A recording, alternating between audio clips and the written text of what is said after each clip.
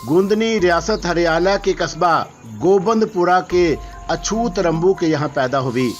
उसी तरह जैसे गरीबों के बच्चे खामोशी से पैदा हो जाते हैं। रात गए जब रंबू चर्च के नशे में धुत देवरी में पड़ा था और रसीली के दर्द उठा।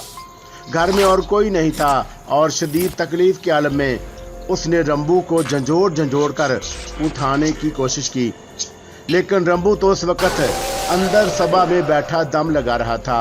वो आंखें बंद किए मुस्कुराने के सिवा और कुछ ना कर सका। फेरे ना होने से ही तुझे कौन सी कमी है, रूपा ने मैनीखेत अंदाज में मुस्कुराते हुए कहा। फिर भी क्या तू ये नहीं चाहेगी?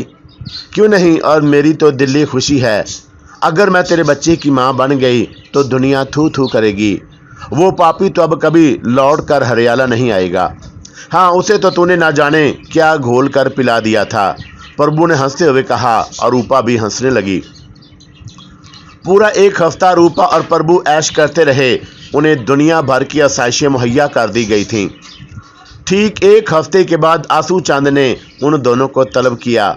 जे तिलक भी मौजूद था। तब आंसू चंद ने कहा, प्रीतमा, हमारी तैयारियां मुकम्मल हो गई हैं। क्या तुम तैयार हो?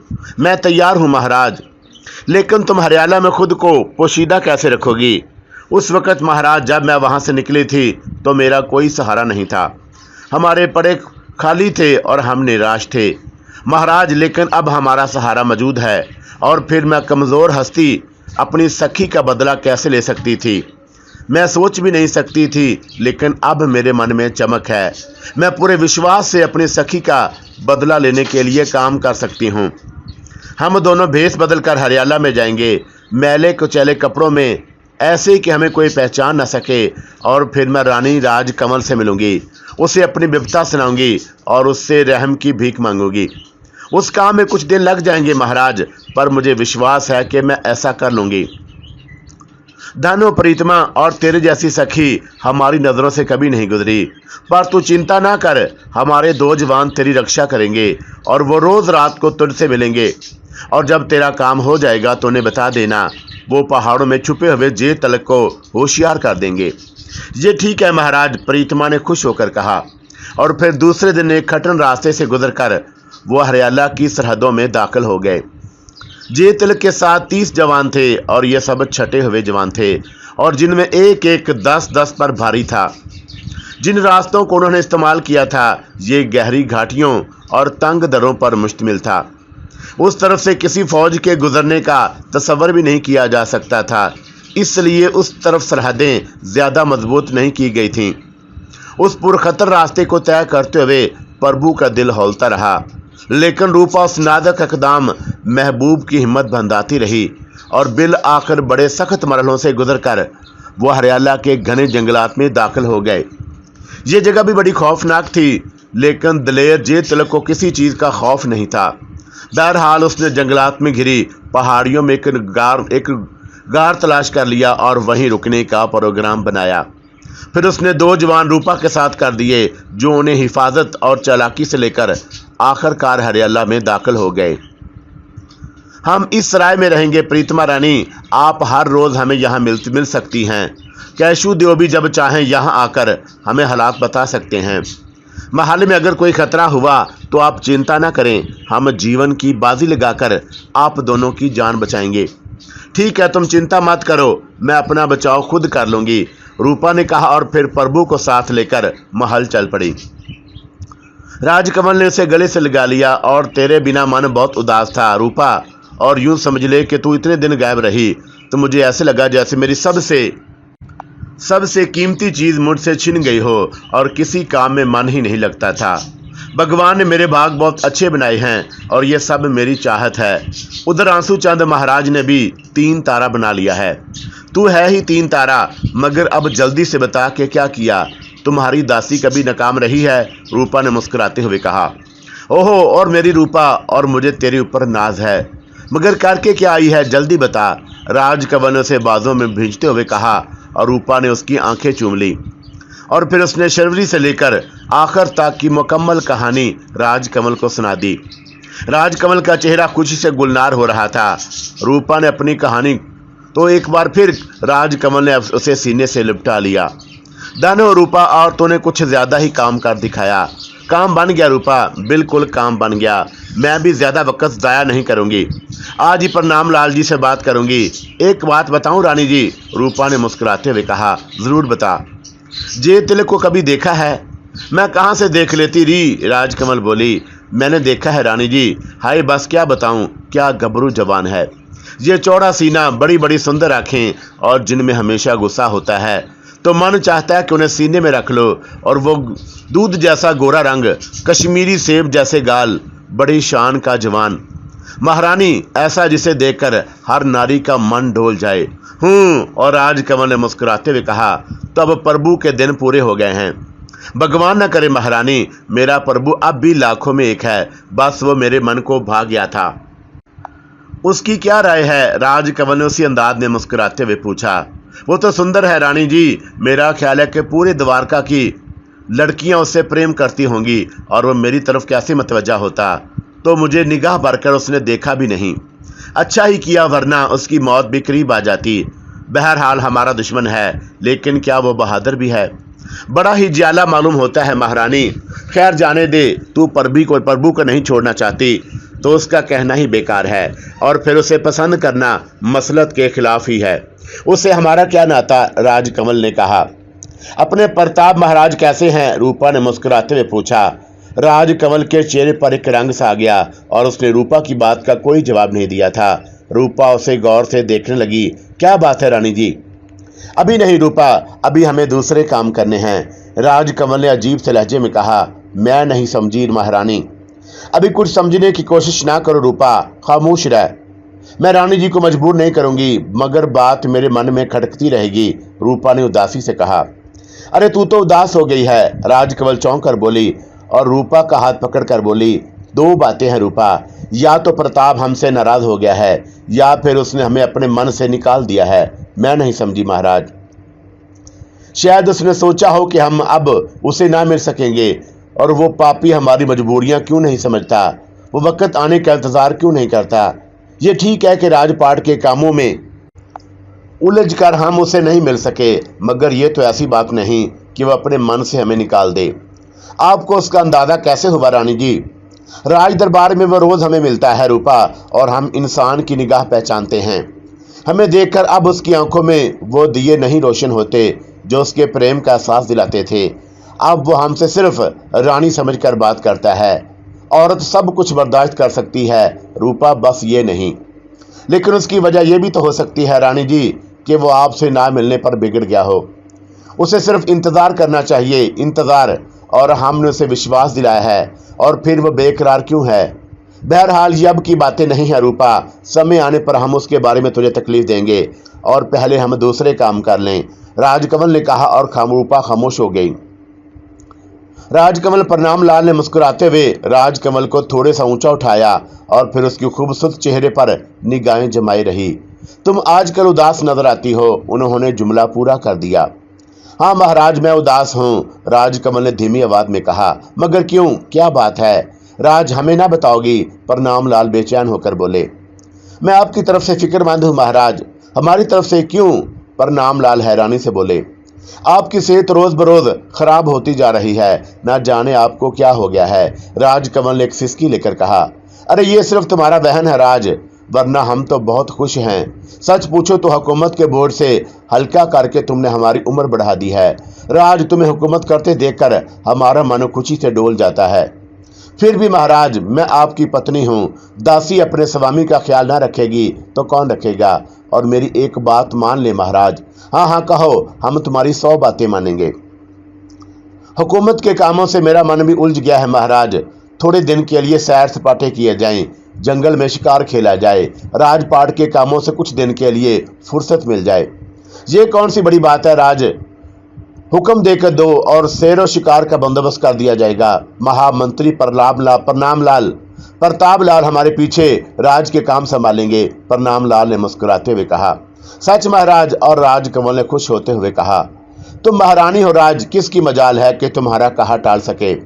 पर मैं आपकी दासी तो हूँ महाराज, मैं आपकी आज्ञा के बिना कोई काम कैसे कर सकती हूँ? राजकमल ने महाराज के शाने पर मुंह रखते हुए कहा और उसकी आंखों में खौफनाक चमक खेल रही थी। लेकिन प्रणाम लाल उसकी मोहब्बत में सरशार थे, राजकमल की मोहब्बत से, और उनमें हमेशा जिंदगी पैदा हो जाती थी। शिकार पर जाने के लिए 25 आदमियों का बंदोबस्त किया गया, जिनमें 14 शिकारी थे, बाकी नौकर वगैरह थे। महाराज प्रणाम लाल थे और राजकमल थी, रूपा थी और चंद और मुलाजमाएं थी। बड़ी शान से इत्माम किया गया। इस दौरान प्रताप को राज के काम संभालने थे और प्रताप भी खुश था कि चंद रोज के लिए बेखटके शर्मिला से मुलाकात रहेगी। बहरहाल शिकारी काफिला बड़े करोफर से चल पड़ा। राजकमल में रथ में बैठने की बजाय घोड़े पर सवार थी। हाँ, प्रणाम लाल रथ ही में थे और अपने हसीन रानी को देखकर खुशी से फूले नहीं समा रहे थे।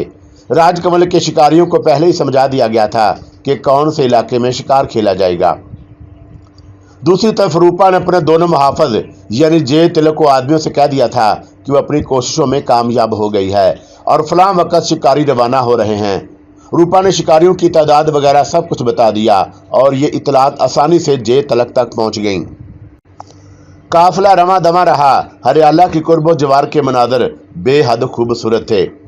गोंदरी ने अपना गांव देखा था या फिर हरियाला के महल, और उससे बाहर की दुनिया उसके लिए भी दिलकश थी। लेकिन हसीन माहौल में मन चाहा कि महबूब साथ हो, तभी माहौल का असल हुस्न सामने आता है। और उसके साथ उसका बूढ़ा शोहर था, जिसकी मोहब्बत का इकरार भी गोंदनी को मजाक मालूम होता था। उसके आतशी जिस्म को मजबूत बाहों की तलब थी, लेकिन उस तलब के जवाब में बूढ़े प्रणाम लाल की जुड़ियों पड़े हाथों के हल्के उसकी दुनिया को ज़ेरो ज़बर कर देते थे और वो खुद को बेहद तन्हा महसूस करती।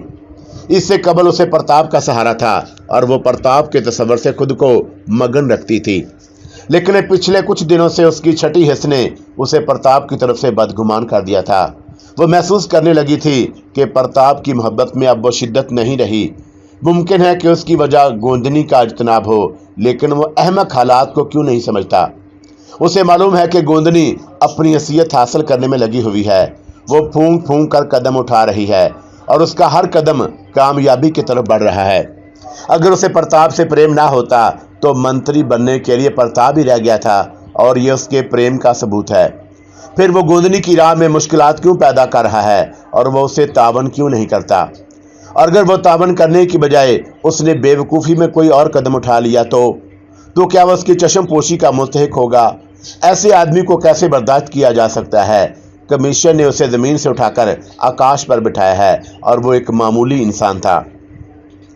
उसने उसे दीवान बनाने के लिए कितनी मेहनत की और फिर उसे अपना सब कुछ दे दिया। जवाब में उसने अभी तक प्रताप से क्या मांगा है। क्या वो थोड़ा सा सब्र भी नहीं कर सकता।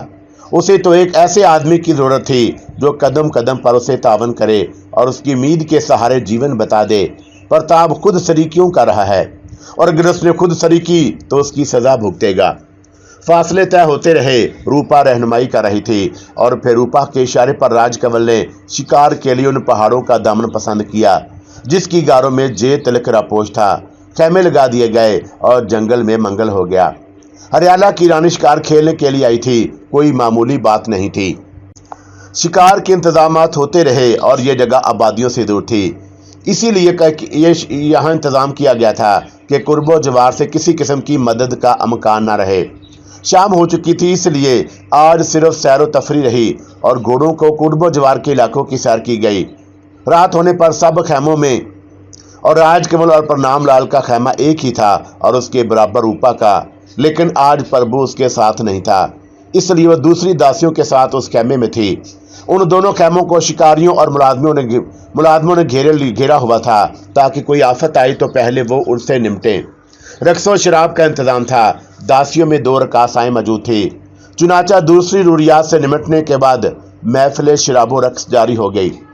दासियां रक्स करने लगीं और प्रणाम लाल ने शराब का पहला ये जाम उसे राजकमल ने पेश किया था और बाहर चांदनी चुटकी हुई थी। शिकारी पहरा दे रहे थे।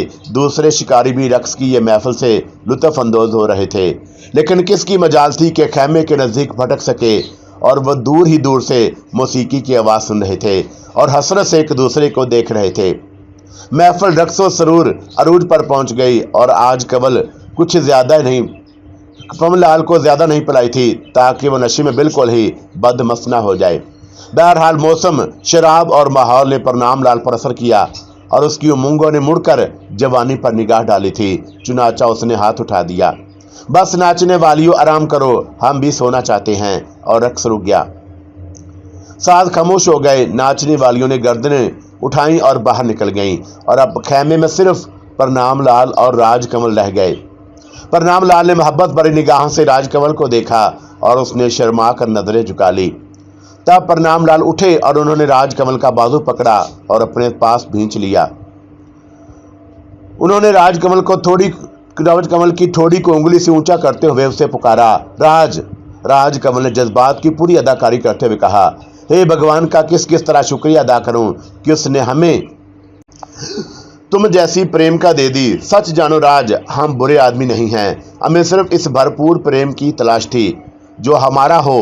उस प्रेम की तलाश हमने बहुत सी औरतों को आजमाया, लेकिन वह सिर्फ औरतें निकली, प्रेम का एक भी न थी। उन्होंने हमें सिर्फ बहराज समझा और उनकी आंखों में हमारे प्रेम की ज्योत ना पैदा हुई। वो अपने आप से प्रेम करती थी और हमसे डरती थी। तब हम झंझला जाते थे और किसी दूसरी लड़की की तलाश में मसरूफ हो जाते थे। लेकिन राज, आखिर भगवान को हमारे ऊपर रहम आ ही गया और उसने हमें राज दे दी जो सिर्फ और सिर्फ हमसे प्रेम करती है। हाँ राज, और हमने तुम्हारी आंखों में प्रेम जो पाली है। अब हमें कुछ और नहीं चाहिए। भगवान अभी हमें नष्ट ही कर दें तो हमें कोई दुख ना होगा। राजकमल ने जल्दी से प्रणाम लाल के होंठों पर हाथ रख दिया। ऐसी बातें ना करें महाराज, उसने कहा, लेकिन दिल ही दिल में उसने कहका लगाया था कि बूढ़ों को शायद मौत की दस्तक सुनाई दे गई है। उसने जिंदगी के अख्ताम की बातें शुरू कर दी हैं और वह सोच रही थी, नहीं राज, अभी हम मर नहीं रहे, हम तो मन की बात कह रहे हैं। प्रणाम लाल ने उसे बाजों में भरते हुए कहा, लेकिन उसी वक्त बाहर से जोर जोर से बोलने की आवाजें सुनाई दी। पहरा देने वालों का अंदाजा तकरीबन चीखने का सा था और प्रणाम लाल चौंक पड़े। राजकमल भी चौंक पड़ी और उसके चेहरे पर अजीब से तासरात उभर आए। ये कैसा शोर है? प्रणाम लाल बड़बड़ाए। पता नहीं महाराज, पहरेदारों की यह हिम्मत नहीं हो सकती कि वह बिला वजह चीखें। प्रणाम लाल बोले, मैं देखूं महाराज। राजकमल जल्दी से खड़ी हो गई। तुम नहीं, हम देखेंगे। तुम रानी जरूर हो राज, मगर हम तुम्हारे पति हैं और ये राज दरबार नहीं, जंगल है। प्रणाम लाल ने मुस्कुराते हुए कहा। अभी वो खेमे के दरवाजे तक पहुंचे भी न थे कि बाहर से पहरेदारों की आवाजें सुनाई दी। वो प्रणाम लाल को पुकार रहे थे। क्या बात है मूर्खो? प्रणाम लाल बाहर निकल कर गुड़ाए। महाराज, पहाड़ों की तरफ से बहुत सी मछलियां उस तरफ दौड़ रही हैं। मछलियां दौड़ रही हैं, प्रणाम लाल ने पहरेदारों को घूरते हुए कहा। जी महाराज, घोड़ों की आवाजें भी सुनाई दे रही हैं और सब उसी तरफ आ रहे हैं, पहरेदार ने बदहवासी के आलम में कहा। और उसने राजकमल भी खेमे के दरवाजे में आ खड़ी हुई थी। रात का वक्त था, इसलिए उसके चेहरे के तासरा से प्रणाम लाल को कोई वाकफियत भी नहीं थी। आओ चलो मैं देखूं, क्या बकवास कर रहे हो? प्रणाम लाल ने कहा और पहरेदारों के साथ आगे बढ़ गए। खुद राजकमल भी उनके पीछे चल रही थी और शिकारियों और नौकरों ने अपने हथियार संभाल लिए थे और आने वालों का इंतजार कर रहे थे। घोड़े बढ़ रफ्तारी से दौड़ते हुए उसी सीमत आ रहे थे। सवारों ने हाथों में मछलियां उठाई हुई थी और फिर उनमें इंतशार पैदा हुआ और एक लंबी कतार बन गई। उस कतार ने चारों तरफ से हल्का करके खेमे को दायरे में ले लिया। महाराज, प्रणाम लाल को शदीद खतरे का एहसास हो चुका था। चुनाचा वो बरक रफ्तारी से पलटे और खेमे से अपनी तलवार उठा लाए। राजकमल अब भी सुकून से खड़ी हुई थी। अपने घोड़े खेमों के बिल्कुल नजदीक पहुंच गए। खबरदार, कोई हमला मत करना। मैं पहले उन लोगों से मालूम करूंगा कि ये कौन हैं और क्या चाहते हैं।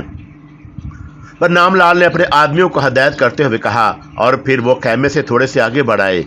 सफेद रंग का कवि हिकल घोड़ा प्रणाम लाल के ऐन सामने आ खड़ा हुआ था और उस पर मौजूद सवार का चेहरा साफ नजर नहीं आ रहा था। फिर भी अंदाजे से वह बड़ा शानदार जवान मालूम होता था। प्रणाम लाल, सामने आओ। सवार की आवाज गूंजी और प्रणाम लाल चंद कदम आगे बढ़ाए। मुझे पहचानो, मैं कौन हूं? सवार ने मशल अपने चेहरे के नजदीक कर ली और राजकमल की आंखों में बिजली सी कूद गई। ऐसा गबरू जवान उसने अपने जीवन में ना देखा और ऐसी मोहनी सूरत के सपनों में उसके सपनों में भी नहीं आई थी। हे राम, और उसके मुंह से बड़बड़ाहट निकली और वह हाथ बांधकर उस जवान को देखती रह गई। उसके जहन में सिर्फ एक ही ख्याल था कि प्रताप तो इसके चरणों की धूल भी नहीं। अरे जे तिलक तुम? और प्रणाम लाल के मुंह से हैरत से आवाज निकला, हाँ मैं, जे तिलक ने घुराते हुए कहा। मगर तुम इस तरह क्यों आए हो जे तिलक? प्रणाम लाल ने संभल कर कहा, रतन कौर अपनी बहन का बदला लेने, और तूने जिस तरह मेरी बहन को मारा था प्रणाम लाल, मैं उसे कहीं ज्यादा अजियत देकर तेरा खून करूंगा। क्या बक रहा है जे तिलक? और मैं द्वारका की ईंट से ईंट बजा दूंगा। प्रणाम लाल ने गुस्से से कहा, बदकिस्मती से तुझे इसका मौका ही नहीं मिलेगा प्रणाम लाल। ये रात जीवन की आखिरी रात है और मैं बहुत दिनों से तेरी ताक में था। क्यों? क्या द्वारका ने सूरमा पैदा करने बंद कर दिए हैं? द्वारका के लोग अब चोरों की तरह बदला लेते फिरते हैं। द्वारका शांति चाहता है प्रणाम लाल, और वो किसी से जंग नहीं करना चाहता। लेकिन जे तिलक अपनी बहन के कातल को माफ नहीं कर सकता, और ये तेरा और मेरा है। जा द्वारका को जंग के मैदान में ले आ। आजा तिलक, और तेरा फैसला भी हो जाएगा। तू जानता है प्रणाम लाल कि द्वारका हरियाला से छोटा है। हम शांति से रहना पसंद करते हैं, लेकिन जब कोई हमारे सीने में खंजर उतार दे तो हम उससे बदला भी ले सकते हैं। मैं कह चुका हूं कि यह झगड़ा हरियाला और द्वारका का नहीं, बल्कि प्रणाम लाल और जे तिलक का है। और फिर अब तेरी हैसियत क्या है, और तू किस हैसियत से द्वारका की जैसे जंग की बात करता है? और तू तो अब राजा नहीं, एक मामूली इंसान है, और तुझे इस बदतमीजी की सजा भुगतनी होगी जे तिलक, और द्वारका का राजा। प्रणाम लाल ने गुस्से से होंठ काटते हुए कहा, तुझ पर बुरा समय आ गया है, लेकिन अब मैं तुझे बहादुरों की तरह कत्ल करूंगा। फैसला कर ले कि दिन की रोशनी में मरना चाहता है या रात की तारीकी में। जे तिलक ने कहा, मैं तेरा मतलब नहीं समझा। सुन, तेरे साथ जितने आदमी हैं, मैं सिर्फ इतने आदमियों को साथ लेकर जंग करूंगा। एक भी आदमी ज्यादा ना होगा। तू मेरा शिकार है और मैं अपने हाथों से तुझे मारूंगा। अगर उसी वक्त तू अभी जंग शुरू कर दे, और अगर सुबह की रोशनी में तुझे मौत पसंद है तो मैं सुबह का इंतजार करूंगा। अगर तू इतना ही सूरमा है तो सुबह का इंतजार कर, मैं इंतजार करूंगा प्रणाम लाल। जे तिलक ने कहा, और रात भर में तैयारियां कर ले। जे तिलक ने कहा और घोड़े को वापस मोड़ लिया, और उसके आदमियों ने भी हल्का उठा लिया था। राजकमल अजीब सी आंखों से जे तिलक को वापस जाते हुए देख रही थी, और उस पूरी गुफ्तगू के दौरान वो सिर्फ जे तिलक का चेहरा देखती रही और उसकी आवाज़ सुनती रही। और जब वो निगाहों से उजल हो गया तो उसने एक ठंडी सांस ली, और फिर उसने दिलचस्प निगाहों से प्रणाम लाल का चेहरा देखा, जो गुस्से से सुर्ख हो रहा था, लेकिन उसके नीचे छुपी हुई जर्दी की तह भी उसकी निगाहों से पोशीदा नहीं रह सकती थी। और फिर वह प्रणाम लाल के पीछे पीछे चल पड़ी, और पूरे कैंप में बेचैनी फैली हुई थी। हर शख्स खौफ व हरास में डूबा हुआ था। प्रणाम लाल खेमे में दराजू हो गए, और तब राजकमल संभली और पूरी तरह उनकी तरफ मुतवज्जा हो गई। ये कौन था नाथ, पापी हत्यारा कहीं का? राजकमल ने कहा। आंसू चंद का बेटा, रतन कौर का भाई जे तिलक, प्रणाम लाल ने जवाब दिया। मगर नाथ, हमें कुछ सोचना है राज, हालात बहुत संगीन हैं। हम उससे जंग करेंगे महाराज। क्या हमारे आदमी उसके आदमियों का मुकाबला है? नहीं राज, हमारे आदमियों की मिकदार बहुत मामूली है, और हमसे बड़ी गलती हुई। हमें ज्यादा आदमी लाने चाहिए थे। पर अब क्या होगा महाराज? राजकमल ने पूछा। यही सोच रहा हूं कि अगर हम रातों रात यहां से निकल जाने की भी कोशिश करें तो ये नामुमकिन है। जे तिलक अहमक नहीं है, उसने हमारे ऊपर निगाह रखी होगी। नहीं महाराज, ये कैसे मुमकिन है? क्या हम इस बदमाश के डर से मैदान छोड़कर भाग जाएं? क्या रियासत हरियाला का महाराज इतना डरपोक है कि रियासत बदनाम हो जाएगी? मैं मैदान नहीं छोड़ रहा, महाराज किसी कदर झल्लाए हुए अंदाज में बोले। मैं सिर्फ ये सोच रहा हूं कि क्या किया जाए।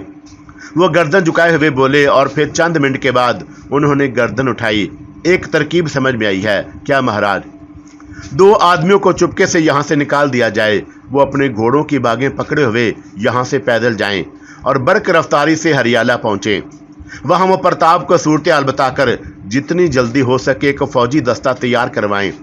जब तक वो यहाँ पहुँचे, हम जे तिलक को बातों में लगाए रखें, और उनके आते ही हमला करके उसे हलाक कर दिया जाए। मगर महाराज, राजकमल चौंक कर बोली। कुछ नहीं महाराज, कुछ नहीं राज, इससे अच्छी कोई तरकीब नहीं हो सकती। किसी को बुलाओ।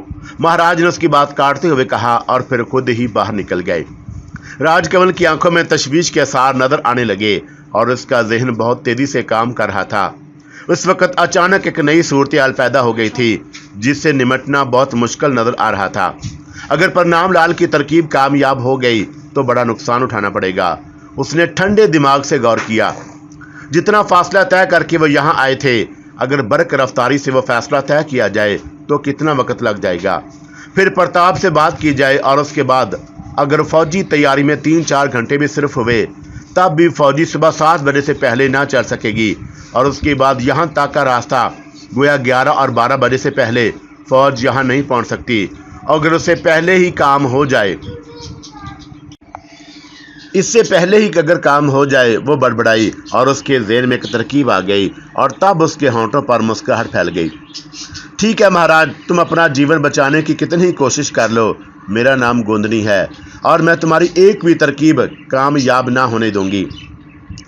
मैं इस सुनहरी मौका को हाथ से ना जाने दूंगी और फिर जे तलक सुंदरता का देवता वो तुम्हारे हाथों नहीं मरेगा महाराज, क्योंकि अब गोंदनी उसे पसंद करने लगी है। वो उस गबरू जवान को किसी कीमत पर ना मरने देगी और कल जब तुम उसे बातों में लगाकर अपनी फौज का इंतजार कर रहे होगे, तुम्हारे सिपाही उस पर हमला कर देंगे और जंग छिड़ जाएगी। और जब जंग छिड़ जाती है तो किसी के इंतजार के लिए बंद नहीं होती। और ये काम भी मैं करूंगी महाराज, ये काम मैं करूंगी। उसके होंठों पर एक पुरसकून मुस्कुराहट फैल गई। महाराज वापस आ गए और उनके आने के चंद मिनट के बाद वो जवान शिकारी अंदर आ गए और उन्होंने महाराज को प्रणाम किया। सुनो, हम सख्त मुसीबत में घिर गए हैं और क्या तुम मेरे लिए जान की बाजी लगा सकते हो? महाराज ने पूछा। दास हाजिर हैं महाराज। तब तुम्हें चालाकी से यहाँ से निकलकर हरियाला जाना है और इस तरह के जे तल के साथियों की निगाह तुम पर ना पड़े और तुम काले रंग के घोड़ों को लेकर निकल जाओ ताकि उन्हें देखा ना जा सके।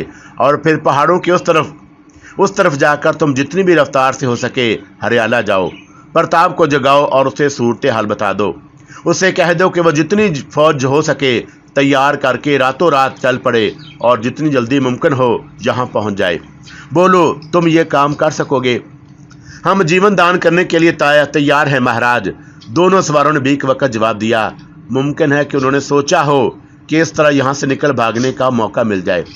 तब फिर जल्दी करो और अगर तुम अपनी कोशिशों में कामयाब हो गए तो तुम्हें बड़े बड़े ओहदे दिए जाएंगे। हम जा रहे हैं महाराज।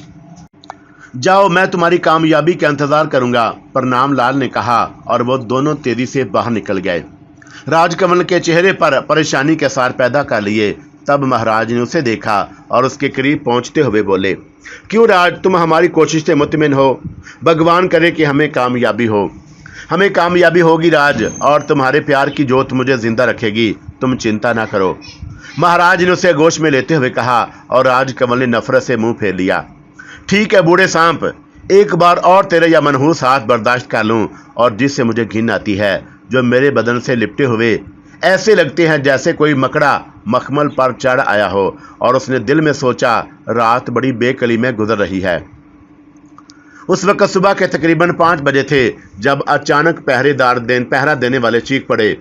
राजकमल बज़ाहिर गद्दे पर सोई हुई मालूम हो रही थी, लेकिन वह प्रणाम लाल की तरह जाग रही थी और प्रणाम लाल तो जिंदगी बचाने के बारे में सोच रहे थे और राजकमल की आंखों में जे तलक की मोहनी सूरत बसी हुई थी। उसकी दिल की दुनिया अथल पथल हो रही थी कि प्रताप तो उसके चरणों की धूल भी नहीं और बिला वजह उसने अपने आप को प्रताप के हवाले करके अपना शरीर खराब किया है। मगर इस वक्त जे तलक नजर कहाँ आया था? ओहो प्रताप, और वो तो उसके प्रेम के काबिल ही नहीं। गंदी नाली के कीड़े को उठाकर मखमल में रख दिया गया और उसके दिमाग ही नहीं मिलते। प्रताप से सख्त नफरत महसूस हुई। नाकारा मजूल इंसान समझता क्या है अपने आप को, और उसे सिर्फ गुलामी करनी चाहिए। और उसे जुर्रत कैसे हुई कि अपनी आंखों के दिए बुझा ले? कमीना कहीं का, नीच, बर्मन। और शोर की आवाज उसके कान में पड़ी और वो चौंक पड़ी। प्रणाम लाल तो उछल कर खड़े हो गए थे। अरे राज उठो, शायद जे तिलक ने हमला कर दिया है। राजकमल भी जल्दी से उठ गई और महाराज ने अपनी तलवार उठाई और बाहर निकल आए और राजकमल भी उनके पीछे पीछे आई थी। क्या बात है, क्यों चीख रहे हो? प्रणाम लाल ने पहरेदार से पूछा, जो एक जगह जमा थे और पूरे काम का एक भी आदमी नहीं मिल रहा था। महाराज, एक पहरेदार ने लड़ती हुई आवाज में कहा और प्रणाम लाल उन लोगों के करीब पहुंच गए। तब उन्होंने भी वो भयानक मंजर देखा और राजकमल ने उसकी तरफ देखा। जमीन पर खून उगलते हुए इंसानी सर पड़े हुए थे, और ये सर उन दोनों के थे जिन्हें महाराज ने हरियाला की तरफ रवाना किया था। राजकमल का जी चाहा कि एक भरपूर कहका लगाए और उसकी मुश्किल आसान हो गई थी। जे तिलक खूबसूरत और बहादुर ही नहीं, चालाक भी है, और उसने इस तरह उन लोगों पर निगाह रखी हुई थी। महाराज की आंखें फटी हुई थी और फिर वो कुछ कहटों को जुबान से तर करते हुए बोले, और ये सर कहाँ से आए हैं? किसी ने दूर से फेंके हैं महाराज। इनके गिरने की आवाज़ सुनकर हम इनकी तरफ आए थे। महाराज ने हूं करके गर्दन हिलाई और उनकी आंखों में भी मौत नाचती हुई महसूस हुई। उन्होंने मायूसी से राजकमल की तरफ देखा और भर्राई हुई आवाज में बोले, हमारी ये तरकीब भी बेकार हो गई राज। अब क्या होगा महाराज? राजकमल ने पूछा। कुछ नहीं, हमें जे तलक से जंग करना होगी, महाराज अजीब से लहजे में बोले, और राजकमल उनकी शक्ल देखने लगी। उसने इस जंग का नतीजा राज के चेहरे पर देख लिया था। अब महाराज के सामने और कोई चाराकार नहीं था सिवाय जंग के। चुनाचा बाकी वक्त उन्होंने जंगी तैयारियों में सिर्फ किया, और यहां तक कि दिन निकल आया। दिन की रोशनी में महाराज प्रणाम लाल के बहादुरों के चेहरे साफ नजर आ रहे थे और उनके चेहरों पर 12 बज रहे थे। रूपा और राजकमल एक खैमे में थीं और तकरीबन 8 बजे थे। तब महाराज राजकमल के खैमे में आए और उन्होंने रूपा की तरफ देखा और रूपा बाहर निकल गई। तब महाराज राजकमल की तरफ मुखातब हुए, इस नाहक से निमटना ही होगा राज, और मुमकिन है कि मैं जिंदा वापस ना आ सकूं, लेकिन तुम्हारे प्रेम की शक्ति मेरे साथ है। मेरे लिए भगवान से प्रार्थना करना, उन्होंने कहा, और राजकमल पत्थर के बुत की तरह खामोश खड़ी रही। महाराज उसे छोड़कर बाहर निकल आए और रूपा जो खैमे के पीछे खड़ी थी राजकमल के पास पहुंच गई। उसने राजकमल का चेहरा देखा और राजकमल हंस पड़ी। सुना रूपा, और बूढ़े महाराज क्या कह रहे थे? क्या कह रहे थे रानी जी? रूपा ने पूछा। कह रहे थे कि तुम्हारे प्रेम की शक्ति मेरे साथ है, मेरे लिए भगवान से प्रार्थना करना, राजकमल ने महाराज की सी लरजती आवाज में कहा, और रूपा भी हंस पड़ी। वो मेरे पति देव हैं रूपा, और मुझे उनके लिए प्रार्थना जरूर करनी चाहिए, और तुम भी प्रार्थना करो रूपा। हे भगवान, मेरे बूढ़े पति देव को मरते समय ज्यादा तकलीफ ना हो। हे भगवान, और जे तिलक की एक ही बार में उनकी गर्दन अलग हो जाए, ताकि उन्हें मौत के बारे में गौर ना करना पड़े।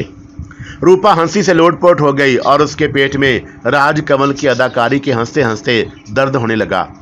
चलो रूपा, जंग का मंजर देखें बूढ़े राजा से तलवार भी उठती है या नहीं, राजकमल ने कहा, और रूपा को लेकर बाहर निकल आई। वो लोग खैमे से कुछ दूर एक टेले पर चढ़ गईं और प्रणाम लाल के मुक्त सिर से सिपाहियों को देखने लगीं, जो सहमे डरे आगे बढ़ रहे थे, और फिर वो एक हमवार मैदान में पहुंच गए। दूसरी तरफ पहाड़ों से जे तिलक निकल रहा था, बांका सजीला जवान, राजों का राजा।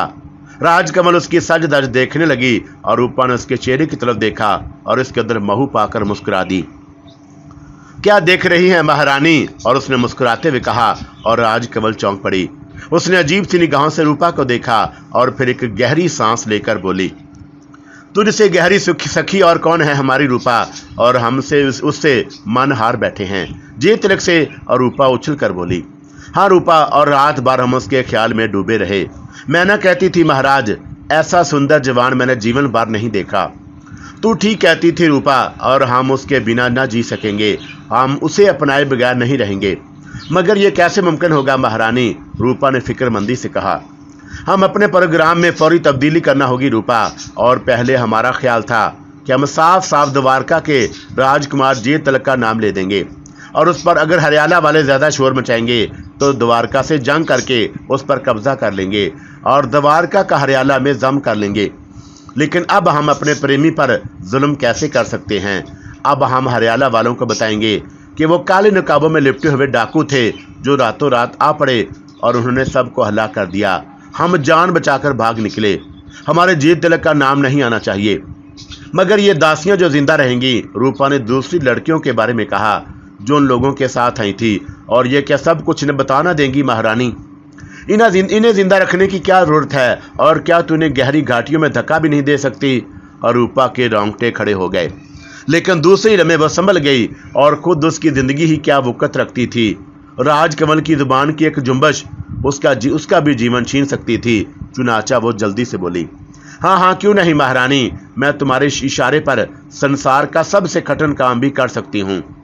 जरा देख रूपा, कैसा बांका जवान है, मगर बेवकूफ़ी की हद तक बहादुर है। उसने गिन कर सिर्फ उतने ही जवानों को लड़ाने का फैसला किया है जितने प्रणाम लाल के साथ हैं, बाकी अलग खड़े कर दिए हैं।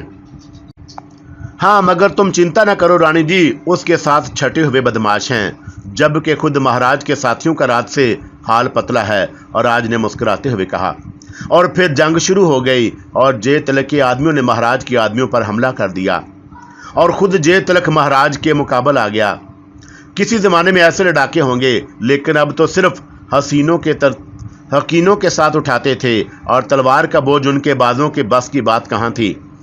प्रणाम लाल, संभल कर वार करो और करते रहो जब तक वो थक ना जाओ। और क्या तुम्हारे बाजू सिर्फ मजलूम लड़कियों पर ही काबू पा सकते हैं? और मेरी बहन ने तुम्हारा क्या बिगाड़ा था? जय तिलक प्रणाम लाल के कमज़ोर वार को रोकते हुए कह रहा था। मैं तुझे ज़रूर कत्ल कर दूंगा जय तिलक, मैं तुझे। ओ हाँ हाँ महाराज, अपने आदमियों का हश्र देखो और सब के सब तुम्हारी तरह निकम्मे हैं, जय तिलक ने कहा। और प्रणाम लाल पलट कर देखने लगे और उनका दिल काम का रह गया। जय तिलक के आदमियों ने तो उनके आदमियों की गर्दन मार ही डाला था और उन्हें ऐसी बदतरीन शिकस्त की उम्मीद नहीं थी। और उसे और अगर जय तिलक चाहता तो आराम से प्रणाम लाल की गर्दन उड़ा सकता था, लेकिन वो उनके संभलने का इंतजार करता रहा, जिसका एहसास प्रणाम लाल को भी हो गया था। वो संभले और इस बार जय तिलक को गाफिल पाकर उन्होंने तलवार का एक ऐसा वार किया, लेकिन जय तिलक हंसता हुआ पीछे हट गया और फिर उसने एक गहरी सांस लेते हुए कहा, अच्छा महाराज प्रणाम लाल, अब आपके साथी नरक में आपके इंतजार कर रहे हैं, इसलिए आप भी रवाना हो जाइए। और उसने अपनी तलवार पकड़ कर संभाल कर प्रणाम लाल पर ताबड़तोड़ हमले शुरू कर दिए और प्रणाम लाल के सामने मौत ही नाच गई। ना जाने किस तरह उसने जय तिलक के चंद हमले रोके और फिर जय तिलक ने झुकाई देकर तलवार का एक भरपूर वार किया और प्रणाम लाल की गर्दन उनके शानों से दूर जा पड़ी। तब जय तिलक ने झुका और उसने प्रणाम लाल की गर्दन तलवार में उठती और उसे बुलंद करके उसके साथियों ने खुशी के नारे लगाए और उसके साथ ही उसने प्रणाम लाल के बचे खचे साथियों का सफाया कर दिया।